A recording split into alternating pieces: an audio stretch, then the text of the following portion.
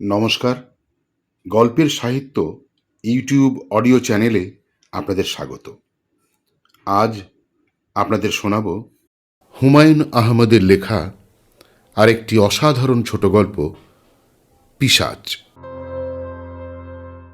Sir, আমি পিশাচ সাধনা করি। আমি কৌতূহল নিয়ে পিশাচ সাধকের দিকে তাকালাম। মামুলি চেহারা, মুখ ভর্তি খোঁচা খোঁচা দাড়ি, মাথায় চুল নেই। শরীরের তুলনায় মাথা বেশ ছোট।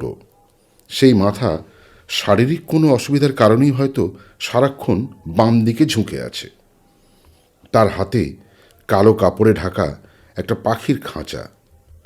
খাঁচায় যে পাখিটা আছে সেটা খুব সম্ভব কাক। পা ছাড়া পাখিটার আর কিছু দেখা যাচ্ছে না। কাকের পা বলেই মনে হচ্ছে। লোকটার বয়স আন্দাজ করার চেষ্টা করলাম। গ্রামের অভাবী মানুষের বয়স চট করে ধরা যায় না। দুঃখ ধান্দায় ৩০-৩৫ বছরেই তাদের মধ্যে বুড়োটে ভাব চলে আসে। আমার কাছে মনে হলো লোকটার বয়স ৪০-এর বেশি হবে না। মাথার চুল অবশ্যই বেশিরভাগই পাকা, মুখের চামড়াও ঝুলে পড়েছে। লোকটার পরনে টকটকে লাল রঙের নতুন লুঙ্গি, গলায় একই রঙের লাল চাদর ওড়নার মতো করে ঝোলানো। এটাই সম্ভবত পিশাচ সাধকদের পোশাক। সব ধরনের সাধকের জন্য পোশাক আছে। ড্যান্সিং দরবেশরা আলখাল্লা পরেন, সন্ন্যাসীরা গেরুয়া পরেন, নাগা সন্ন্যাসীরা নগ্ন থাকেন। পিশাচ সাধকরা লাল লুঙ্গি এবং লাল চাদর কেন পরবে না? আমি পিশাচ সাধকের দিকে তাকিয়ে গম্ভীর গলায় বললাম, ও, তুমি তাহলে পিশাচের সাধনা করো? পিশাচ সাধক সব কটা দাঁত বের করে হাসল, আনন্দিত গলায় বলল, কথা সত্যি। লোকটার দাঁত ঝকঝকে সাদা। গ্রামের মানুষরা পান বিড়ি খেয়ে দাঁত কুৎসিতভাবে নোংরা করে রাখে। এর বেলায় তা হয়নি। তো নাম কি তোমার? আগে মকবুল স্যার। আমি পিশাচ সাধক মকবুল। যদি অনুমতি দেন তো আপনারে একটু কদমবুসি করি। আস্তে আস্তে বললাম, আচ্ছা, অনুমতি দিলাম। সে অভয় দেওয়ার ভঙ্গিতে বলল, পায়ে হাত দেব না স্যার, ভয়ের কিছু নেই। আমি বিস্মিত হয়ে বললাম, কেন? পায়ে হাত দিলে ভয়ের কি? এই পিশাচ সাধনা যারা করে তারা কারো শরীরে হাত দিলেই বিরাট ক্ষতি হয়ে যায়। তো ক্ষতিটা কার হয়? তোমার, না তুমি যার পায়ে হাত দেবে তার? আমি যার শরীরে হাত দেব তার। আপনার শরীরে হাত দিলে আপনার বিরাট ক্ষতি হইবে। যেখানে হাত দেব সেখানে ঘা হয়ে যাবে। পায়ে হাত দাও, দেখি ক্ষতি কি হয়। ঘা হয় কিনা দেখব। ছি ছি, কোন কি আপনি? আপনার এই ক্ষতি হইব এমন কাজ এই পিশাচ সাধক মকবুল করবে না।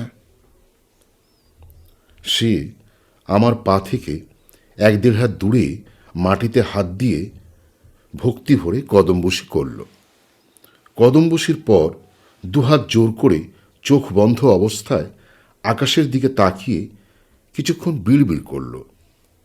কে জানে, পিশাচ সাধকদের কদমবুসি করার এটাই হয়তো নিয়ম। বিপুল বিশ্বের কতই বা আমি জানি। তো তোমার খাঁচায় কি কাক নাকি? জি স্যার, কাক। আমরা বলি কাউয়া। তো তোমার কাকের ব্যাপারটা কি বলো তো? এই সাধনার জন্য লাগে স্যার। আচ্ছা, গ্রামে বেড়াতে এলে এ জাতীয় যন্ত্রণার ভেতর দিয়ে আমাকে যেতে হয়। ২-৩ দিনের জন্যই যাই। নানান ধরনের মানুষ এর মধ্যে আসে। মূল উদ্দেশ্য অর্থ ভিক্ষা। সরাসরি ভিক্ষা চাইতে সংকোচ হয় বলেই নানান কেচ্ছা কাহিনীর ভেতর দিয়ে তারা যায়।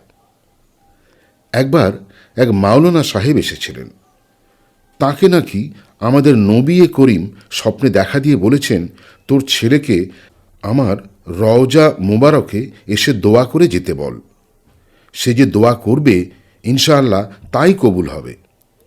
মাওলানা সাহেব এসেছেন ছেলের মদিনা ভ্রমণের টাকা সংগ্রহ করতে। এসব ক্ষেত্রে আমি খুব একটা তর্কে যাই না, টাকা দিয়ে দিই।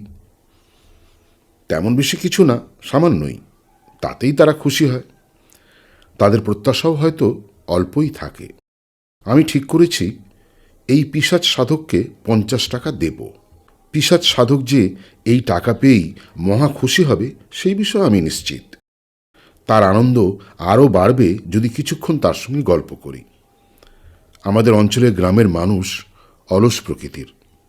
অলস মানুষের আনন্দ বিলাস, গল্পগুজব, হাসি মুখে কিছুক্ষণ গল্প করলেই তারা খুশি। আমি গল্প শুরু করলাম। আচ্ছা, তুমি তাহলে পিশাচ সাধক? জি স্যার। তো জিন সাধনার কথা শুনেছি, পিশাচ সাধনার কথা তো শুনিনি। এই পিশাচ সাধনা আরও জটিল। পিশাচ নেওয়া কারবার, এরা ভয়ঙ্কর, সাধনাও কঠিন। তো এমন ভয়ঙ্কর সাধনার দিকে গেলে কি জন্য?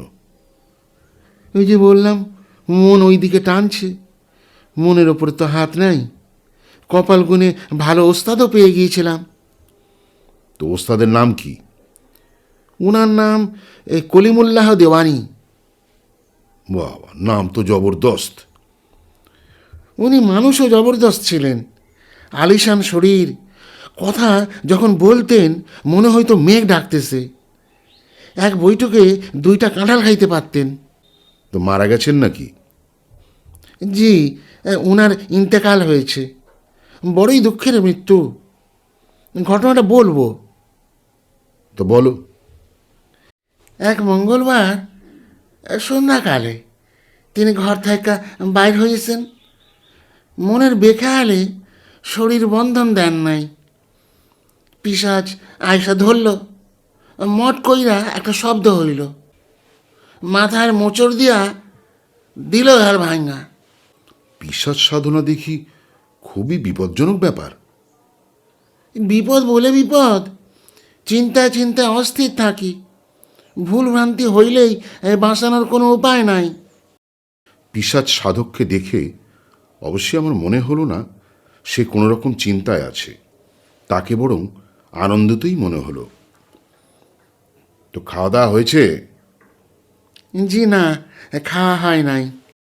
তো খাওয়া দাওয়াতে কোনো বাজবিচার আছে নাকি?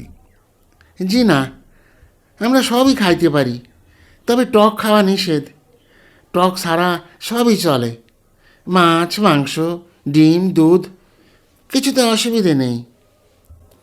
আমি মানিব্যাগ খুলে একটা 50 টাকার নোট তার দিকে বাড়িয়ে দিলাম। সে খুবই আগ্রহের সঙ্গে নোটটা নিল। আবারও কদম বসি।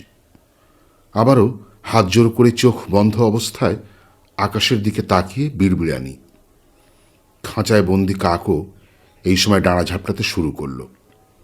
কফ লাগা গলায় কয়েকবার বলল, কা কা। মোটামুটি রহস্যময় দৃশ্য। মকবুল বলল, স্যারের সঙ্গে কথা কইয়া আরাম পাইছি। জমানা খারাপ। মানুষের সাথে কথা বললা এই জমানায় কোনো আরাম নাই। এই জমানা হইল অবিশ্বাসের জমানা। কেউ কারো কথা বিশ্বাস করে না, আমায় নিয়ে হাসাহাসি করে। স্যার, আমারে এই 4টা ভাত দেওয়ানের হুকুম দিয়া দেন না। আপনি হুকুম না দিলেই এরা ভাত দেবে না। এক বাটি মুড়ি খাইয়া বিদায় কইরা দিব। আচ্ছা, ভালো মতো যাতে খাওয়া দাওয়া করতে পারো সে ব্যবস্থা করছি। খাওয়া খাদ্য না পাইলেও আমরা চলে। পিশাচের সাধনা করি, আমরার স্বভাব চরিত্র পিশাচের মতো। 3-4 দিন না খাইলেও আমরার কিছু হয় না। আবার ধরেন মরা লাশ পইরা আছে, প্রয়োজনে লাশের মাংসও খাইতে পারবো, অসুবিধা নাই। তো খেয়েছো কখনো? জি না। খাওনি কেন? প্রয়োজন পড়ে নাই। তাছাড়া লাশ পাওয়াও তো যায় না। হিন্দুরা লাশ পুড়ায় ফেলে, মুসলমানরা দেয় কবর। আর কবর থাইকা লাশ বাহির কইরা খাওয়া বিরাট দিকদারি। ঠিক না স্যার? হ্যাঁ, ঠিক তো বটেই। তো তোমার সাধনার ফলাফল কি? পিশাচ বশ মানবে? অবশ্যই আমি নিজেও এই পিশাচের মতো হয়ে যাব। দিলে মায়া মোহব্বত কিছু থাকবো না। ইচ্ছা হইল খুন করলাম, থানা পুলিশ কিছু করতে পারবে না। তো খুন করতে ইচ্ছে করে? যে না না, তা করে না। তাহলে এত কষ্ট করে এই সাধনা করছো কেন? সাধনা করে পিশাচ হওয়ার দরকারই বা কি? আমাদের সমাজে পিশাচের তো অভাব নেই। সাধনা ছাড়াই অনেক পিশাচ আছে। কথা সত্য বলেছেন স্যার। তবে ওই ঘটনা হইল, পিশাচ সাধনা থাকলে লোকজন ভয় পায়, সমীহ করে। একজন পিশাচ সাধকের কেউ তুই তোকারি করবে না, আপনি আপনি করবে। কারোর বাড়িতে গেলেই মাটিতে বসতে হবে না, চেয়ার দেবে। যার চেয়ার নাই সে জলচৌকি দেবে। মুড়ি খাওয়াইয়া বিদায় দেবে না, গরম ভাত দেবে, সালুন দেবে। দেবে না কি বলেন? হ্যাঁ, দেওয়া তো উচিত। বিপদে আপদে সবাই ছুটতে আসবে আমার কাছে। এরে বান মারতেই হবে, তারে বশীকরণ মন্ত্র দিতে হবে, বান ছুটাইতে হবে। পিশাচ সাধকের কাজের কি শেষ আছে? ঠিক বলেছি না স্যার? হ্যাঁ, ঠিকই বলেছ। টাকা পয়সা ধন দৌলতের তো তখন সমস্যা নাই। জমি জিরাত করব, ঘর বাড়ি করব, শাদি করব। আমি স্যার কখনো শাদি করি নাই। ঘর নাই, দুয়ার নাই, খাওয়া খাদ্য নাই। আমার কাছে মেয়ে কে দিবে কন? পিশাচ সাধকের কাছেও কি আর মেয়ে দেবে? মেয়ের বাবা মার কাছে পিশাচ পাত্র হিসেবেও ভালো হওয়ার কথা নয়। মকবুল দাঁত বের করে হাসতে হাসতে বলল, সেইটা কোনো বিষয় না স্যার। সাধনার শেষে যারে ইচ্ছে আমি তারে বিবাহ করতে পারবো। পিশাচি ব্যবস্থা কইরা দিবে, আমার কিছু করতে হবে না। তাই নাকি? অত কষ্ট কইরা সাধন যে করতেছি, বিনা কারণে তো করতেছি না। আমি তো বেকুব না। এই যে আপনার সঙ্গে এত গল্প করলাম, আপনার কি মনে হয়েছে আমি বেকুব? না, তা মনে হয়নি। পিশাচ সাধনায় যারা পাশ করে তারা ইচ্ছে করলে অন্যের বিবাহিত স্ত্রীকেও বিবাহ করতে পারে। এই যেমন মনে করেন, এক লোক তার পরিবার নিয়ে সুখে আছে, তার 2টা ছেলেমেয়েও আছে। আমি পিশাচ সাধনায় পাশ করা মকবুল যদি সেই লোকের পরিবারে বিবাহ করতে চাই, তাহলে সঙ্গে সঙ্গে তার আর সুখের সংসারে আগুন লাগবে, ছাড়াছাড়ি হইয়া যাইব। আমি আপসে সেই মেয়েরে বিবাহ করব, সেই মেয়েও আমার জন্য থাকবে দিওয়ানা। ও বাবা, এরকম কোনো পরিকল্পনা আছে নাকি তোমার? পিশাচ সাধক মকবুল মাথা নিচু করে মেঝের দিকে তাকিয়ে রইল। তার ভাবভঙ্গি দেখে মনে হলো এটাই তার পিশাচ সাধনার মূল প্রেরণা। ঠোঁটের কোণে হাসিও দেখা যাচ্ছে। তা কাকে বিয়ে করতে চাও? মেয়েটা কে? আমার মামাতো বোন, নাম কৈতরী। তার বিবাহ হয়ে গেছে। এই নবীনগরের কাঠমিস্ত্রি ইসমাইলের সঙ্গে বিবাহ হয়েছে। তার আর 2টি পুত্র সন্তানও আছে। সুখের সংসার। অন্যের সুখের সংসার ভাঙলে বিরাট পাপ হয়। আমি পিশাচ, আমার আবার পাপ পুণ্য কি বলেন? ঠিক বলেছে কিনা স্যার? আমি জবাব দিলাম না। মানুষটার দিকে আগ্রহ নিয়ে তাকিয়ে রইলাম। কাকের খাঁচা নিয়ে আমার সামনে যে উবু হয়ে বসে আছে, সে কোনো সাধারণ মানুষ না। পিশাচ সাধনা করুক বা না করুক, সে বিরাট প্রেমিক পুরুষ। মকবুল গলা নামিয়ে বলল, কৈতরীর চেহারা এমন কিছু না, এমন কিছু না। গায়ের রং শ্যামলা, মাথার চুল অল্প, সন্তান হওয়ার পরে বেজায় মোটা হয়ে গেছে। কিন্তু স্যার, তার জন্য সবসময় এই কলজেটা যেন পড়ে, বুক ধরপড় করে, রাইতে ঘুম হয় না। আমি থাকি নবীনগরে, একদিনের জন্য নবীনগর সাইরা যাইতে পারি না। এই যে আপনার কাছে আসছি, একটা দিন থাকলে আপনারে ভালো মন্দ 2টা কথা শুনতে পারি, সেই উপায় নাই। আমার নবীনগরে যাইতেই হইবে। কৈতরীর সঙ্গে তোমার কথাবার্তা হয়?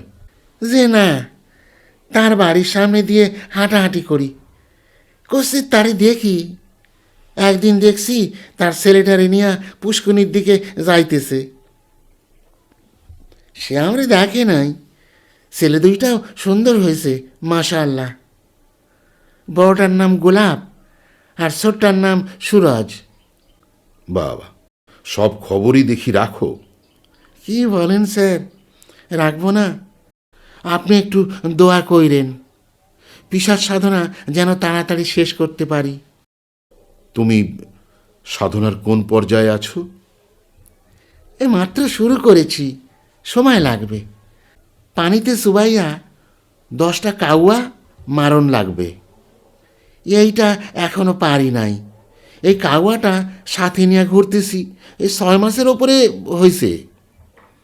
2বার পুষ্কনিতে নামছি এরে চুবাইয়া মারার জন্য, 2বারই উঠা আসছি।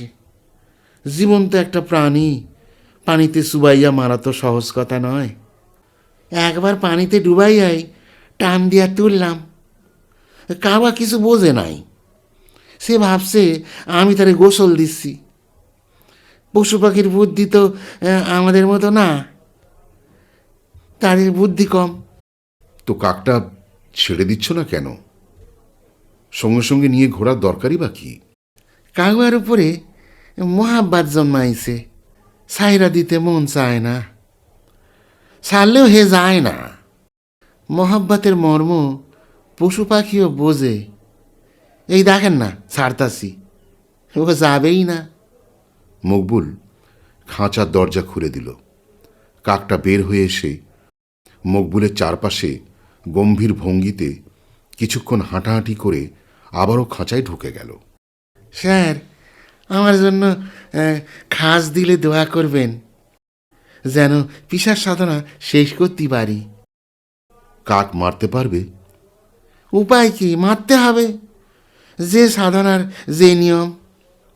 দিল শক্ত করার চেষ্টা করতেছি, হবে, দিল শক্ত হবে। একটু সময় লাগবে, লাগুক, তাড়াহুড়োর তো কিছু নাই। কি বলেন স্যার? খাঁচার ভেতর থেকে কাক আবারও কা কা করে 2বার ডাকল। মকবুল বিরক্ত গলায় বলল, এই খাওয়ান তো দিব রে বাপ, তোরে খাওয়ান না দিয়ে আমি খাবো? তুই আমারে ভরসা রাখো, তুই আমাকে ভাবস কি? হ্যাঁ, চুপ কইরা থাক, স্যারের সাথে একটু মূল্যবান আলাপ করতেছি। কাক চুপ করে গেল। আমি তাকিয়ে আছি, অবাক হয়ে এমন একজনকে দেখছি যে হৃদয়ে ভালোবাসার সমুদ্র ধারণ করে পিশাচ হওয়ার সাধনা করে যাচ্ছে।